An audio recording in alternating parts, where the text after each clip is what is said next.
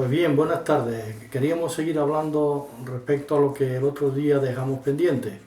Habíamos estado hablando sobre el tema en los pliegues de mi memoria sobre Igueste de las Bandas del Sur. Había estado hablando de una famosa mujer que había vivido, antepasada mía, que había vivido en el 1800 y algo, y fue ella precisamente la que informó a don Juan Bethencourt Afonso, especialmente de cosas relacionadas con Igueste.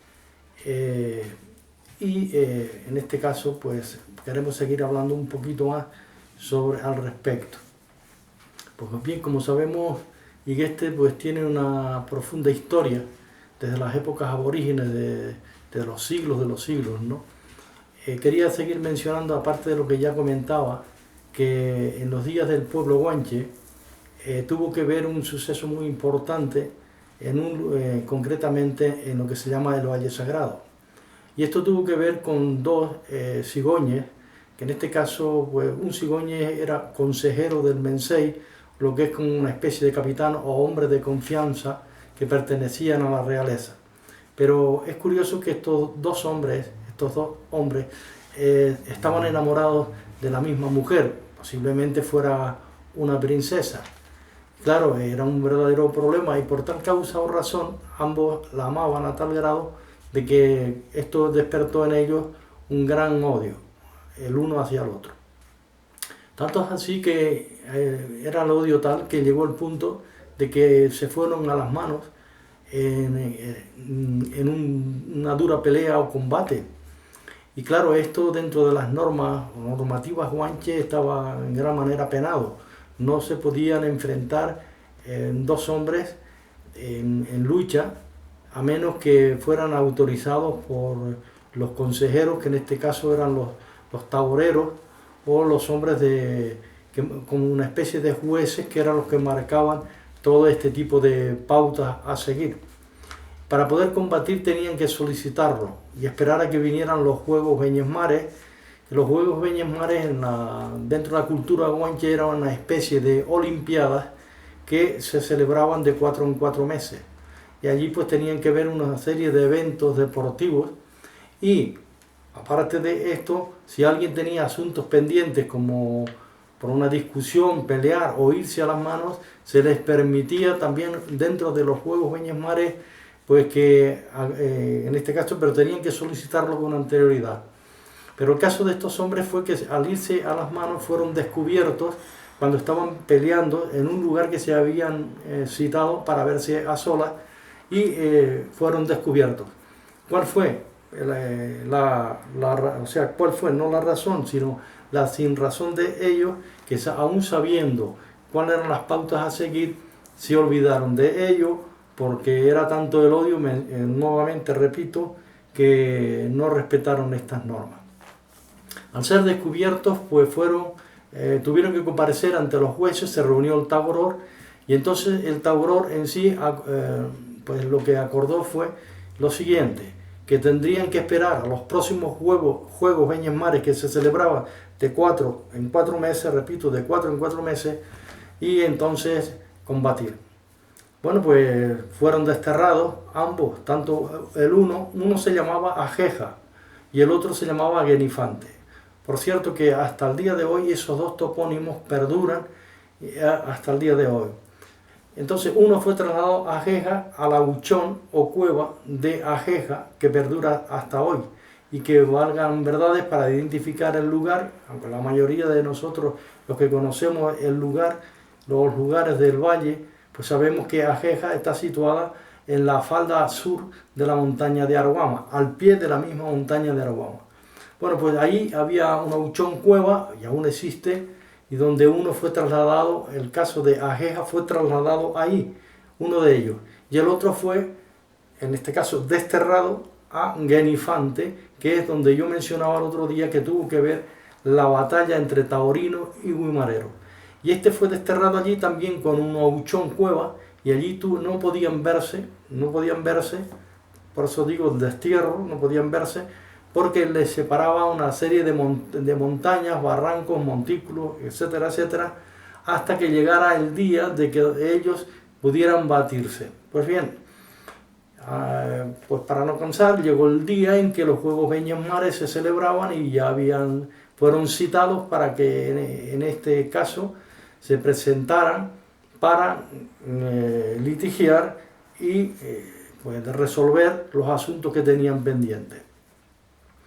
Bueno, pues cuando hicieron acto de presencia, los jueces les dieron el mismo armamento a cada uno, en la cual eran los feines, este tipo de armas cortantes, que en este caso podían ser de palo blanco, era una madera muy dura, que era fuerte como el acero, o piedras obsidianas que eran cortantes, piedras en gran manera, porque todo guanche, pues por lo regular usaba las piedras, y estos donde ponían certeramente donde ponían el ojo, ponían la piedra, como se suele decir. Tenía una puntería y una precisión, porque desde muy niños ya ellos aprendían a defenderse en las artes de la guerra, y aún cuando se ponían en pie, de niños pequeños que empezaban a incorporarse, se les solía tirar bolitas de barro con el fin de que ya ellos aprendieran a desviarse de las supuestas agresiones que podían afectarle a su cuerpo.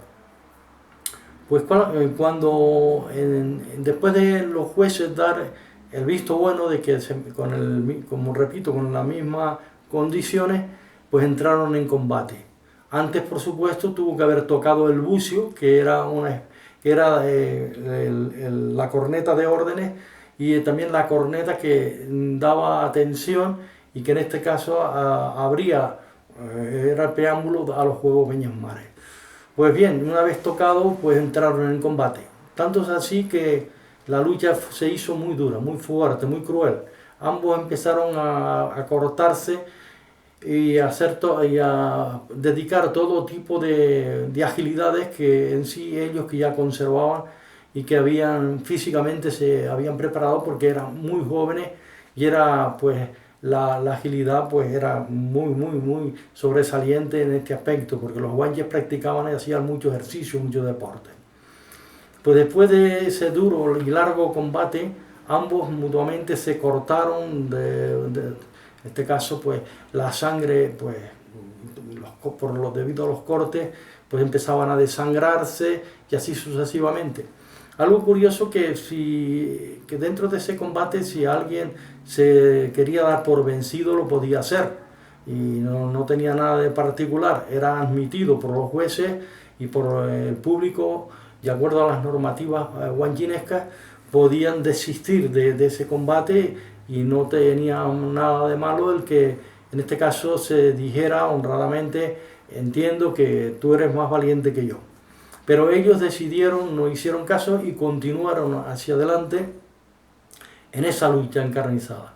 Y claro, el problema fue que perdieron tanta sangre, y al no desistir en el combate, nadie podía intervenir durante estuvieran en acción, pues la sangre fue tanta la derramada que al final ambos, por mucha rehabilitación y mucho esfuerzo que hicieran después de terminar el combate, porque ya cayeron los dos a tierra debido al cansancio y la agonía, y entonces pues no pudieron ser hábiles, o sea, en este caso no pudieron recuperarse y fallecieron ambos.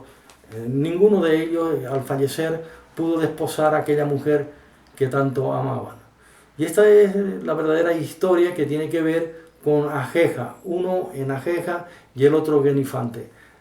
No sabemos con exactitud si el nombre de ese topónimo lo llevan en memoria a aquel que estuvo en el Auchón Cueva desterrado hasta el combate. No lo sabemos si tomó el nombre de ese topónimo Ajeja, pero seguro que todavía sabemos todos que perdura en el Valle Sagrado. Y el otro, en el Auchón Cueva de Genifante, lo que hoy se llama la Olla de los Corrales, que después cambió de nombre entre Garruncho, la extensa línea de la Olla de los Corrales, llegando al Lomo de Cardones, Chiringueso, Los Verodes, y toda la parte de Tostón, todo eso, toda esa cerro, montaña, era lo que describe en sí, que el otro día yo hablaba, cómo es que cuando tuvo que ver el combate en contra de Guimareros y los taurinos.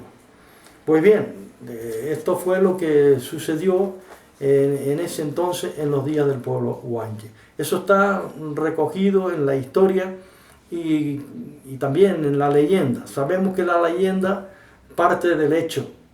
Algo pasó, claro, lo que estoy comentando. Ahora, todo depende de cada cual, cómo lo escriba, o cómo se cuente. Pero más o menos fue así lo que tuvo que ver ese acontecimiento.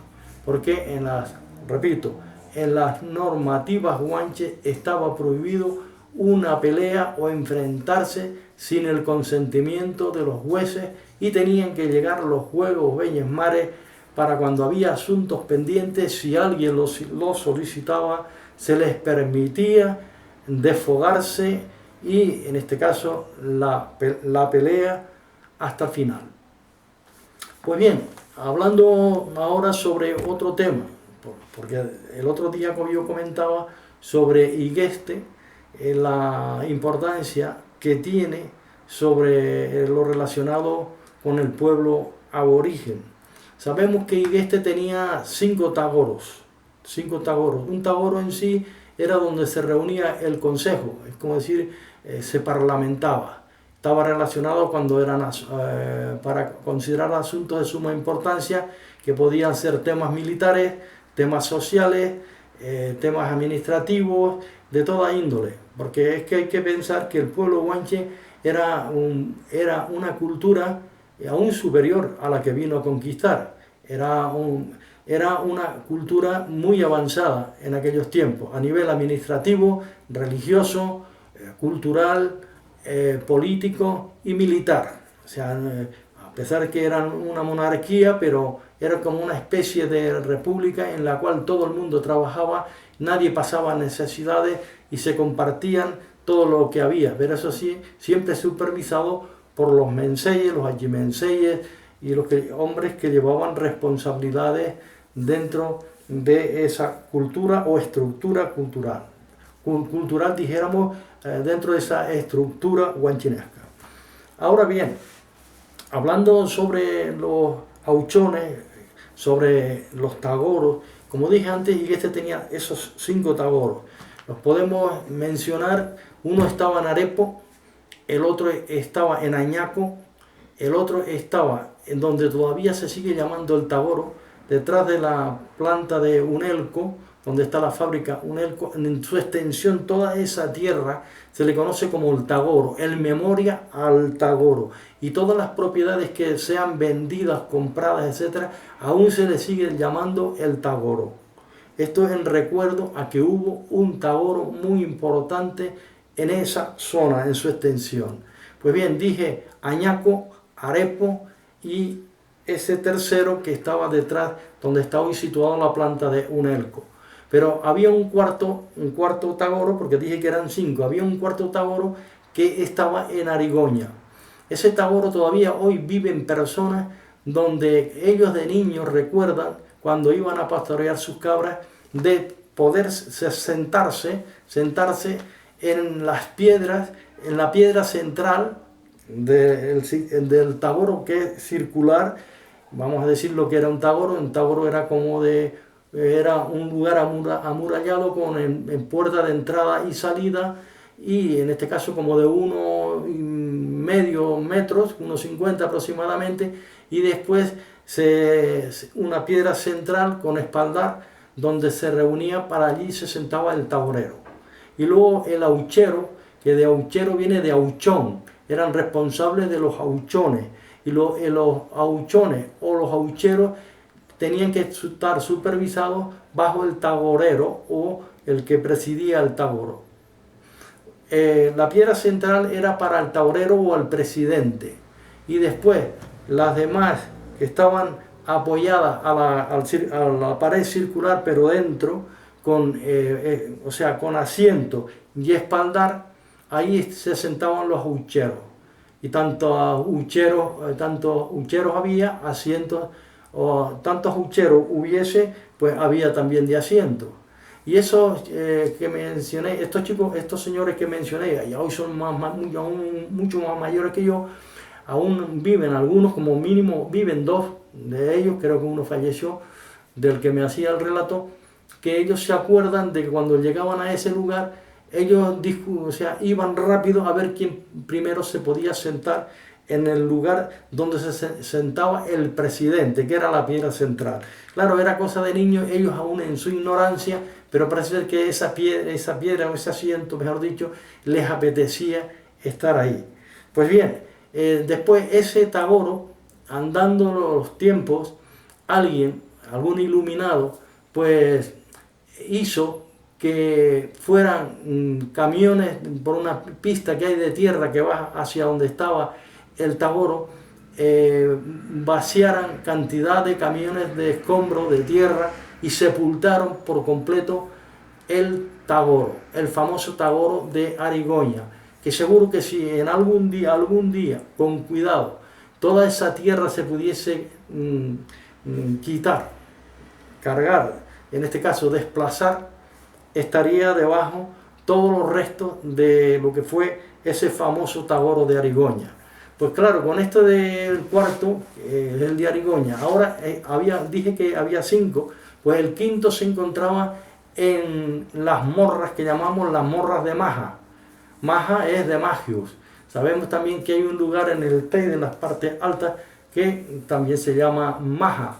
Pues nosotros tenemos un topónimo muy importante en una montaña, que es una extensión muy amplia, que decimos Bajo de Maja, Veras de Maja, Maja, que es la planicie, y incluso hay calles, todavía hoy en Igueste, que en esa zona llevan ese nombre, Bajo Maja, Maja, y así sucesivamente, en memoria a ese topónimo y donde estaba el Tagoro. Había, repito, en los días del pueblo guanche, en Igueste, en el Valle Sagrado, había 5 Tagoros. Esto es de suma importancia el saber todos estos datos relacionados con lo que fue el pueblo aborigen.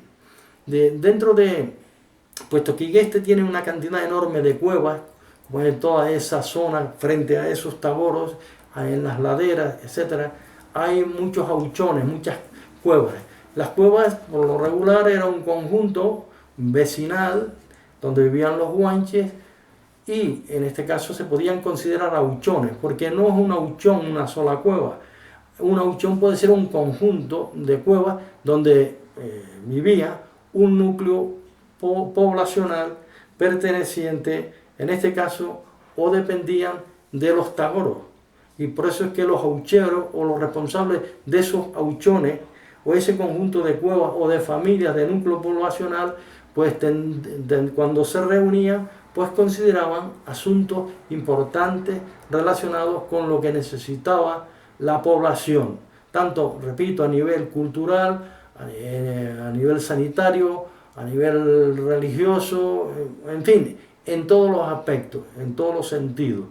Porque, repito, el pueblo guanche era un pueblo muy avanzado, era mucho más avanzado incluso que los que vinieron, en este caso, a acabar con la cultura guanchinesca. Era una organización impresionante, o sea, no impresionante, era una organización muy avanzada, dijéramos. Pues bien, después de haber hablado de los tagoros, de los auchones, también me gustaría explicar o hablar de que hay muchos lugares donde se encuentran muchas cazoletas y canaletas. Yo in situ he podido recorrer todos esos lugares, sé dónde están y las tengo todas documentadas. Una cazoleta, una canaleta, cazoleta es donde ellos vertían la leche o los productos que daba la tierra para, en este caso, hacer sus ofrendas a sus dioses, para que en este caso las siguiera premiando y que no hubiese escasez. Entonces ellos, y en el caso de la leche, que era uno de los fundamentos importantes, que era la ganadería, pues hacían esas libaciones. Entonces, en un determinado lugar, que era la cazoleta, cuando rebosaba la cazoleta, pues bajaba por las canaletas, escurría e iba a otra cazoleta, y así sucesivamente. Y eran lo que ellos practicaban eran sus ritos, bien pudiese ser al sol, a la luna, a la madre naturaleza, porque ellos sabemos que tenían una cantidad pues bastante considerable en lo relacionado con los dioses. Ahora bien, en cuanto a cazoletas se refiere, también me gustaría mencionar que tenemos estaciones de grabados. Las estaciones de grabados son que se hacen incisiones en la roca con la piedra obsidiana. Eso lo hacían ellos a mano. El artista que tuviese que hacerlo, bien fuera el hombre o la mujer, o el que dedicado a esos fines, que a lo mejor pudiese llevar un puesto de responsabilidad o de alto rango, pues hacía ese tipo de esos signos que tenían un significado muy amplio. Sé donde hay muchos grabados, concretamente uno de los últimos que pude encontrar, que se encuentra en el andén de los Chajiles, es en el vértice que da mirando a la salida del sol al este. Por dentro hay un poblado aborigen muy importante, lleno de cuevas. Incluso hay una fuente, una de las fuentes principales de Igueste está dentro de ese poblado. Y quiere decir que posiblemente ya los guanches, claro, usaban, recogían el agua y por eso estaba el poblado. Y en este caso la estación más arriba, escalonadamente hablando a nivel de andenes, se encuentra en esa dicha estación. Es una estación impresionante, muy impresionante. Ahora, de que hay muchos más grabados, por supuesto, hay una ladera en la cual hay unas piedras basálticas donde hay una cantidad enorme de barcos, de grabados de barcos, pero estos barcos son con sus velas.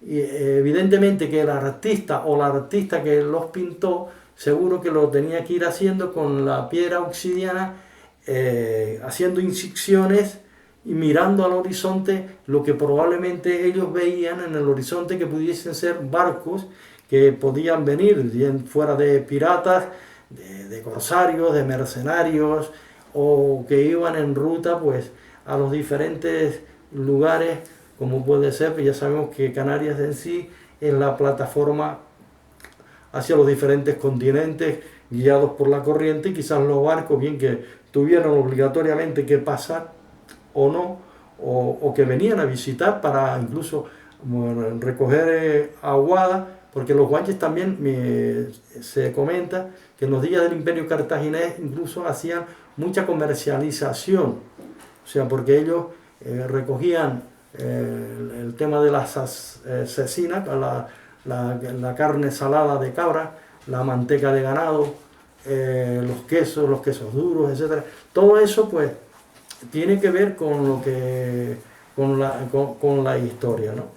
Pues bien, hasta aquí pues he podido hablar un poquito sobre los auchones, sobre los tagoros, sobre las cazoletas canaletas, sobre esas famosas estaciones que yo, insisto, he tenido la oportunidad de estar visitándolas, por supuesto, y las tengo registradas, las tengo por escrito, pero no estaré muy de acuerdo bajo ningún concepto a darle publicidad, porque esto es algo en la cual sabemos que existen, sé en el lugar, queda escrito, pero de momento pues todo esto es huyendo a posibles expoliadores, porque ya bastante expoliación hubo cuando visitaban las tumbas guanches, las tumbas que profanaron desgraciadamente.